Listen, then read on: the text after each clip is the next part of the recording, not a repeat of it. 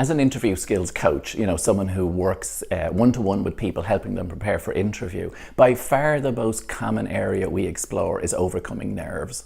If you think about it, doing an interview, it's not something we do every day of the week, so therefore it's outside of comfort zone. And of course, it's also the gateway to the next step in our career or even the dream job. So it's perfectly understandable that we will be nervous and anxious. But of course, we don't want that to run away with itself, because then we get in our own way.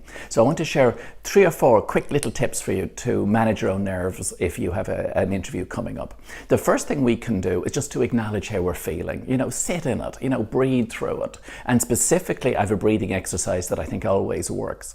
The way when we're nervous and anxious, we feel like we're breathing high and fast in our chest. If we take 2 in-breaths, so it's like in and in again, and then breathe out. That second in-breath forces us to breathe lower in our bodies. And paradoxically, that form of breathing oxygenates the blood, which keeps us alert, but will also calm us down. And let's remember, at interview, we're going to have to be speaking. So if we're breathing a little bit slower, we'll be speaking a bit more slowly as well, which is always a good thing. Second tip is, let me look head on at what exactly I'm fearful of here.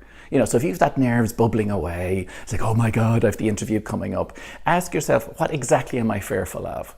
Because if we look at it head on, it can lose its power over us. For example, it might be, oh gosh, what if I go blank? Well, if I go blank, I'll say, bear with me a second. Would you mind repeating the question? Or I've lost my train of thought. Our logical mind can kick in. The last tip, a little bit paradoxical, this one, is we know we need to prepare for interview, but too much of anything is not so good. And over preparation actually diminishes our levels of self-confidence, because we don't trust ourselves enough just to listen and respond. So I hope those few tips are of benefit to you, and I wish you good luck at a future interview.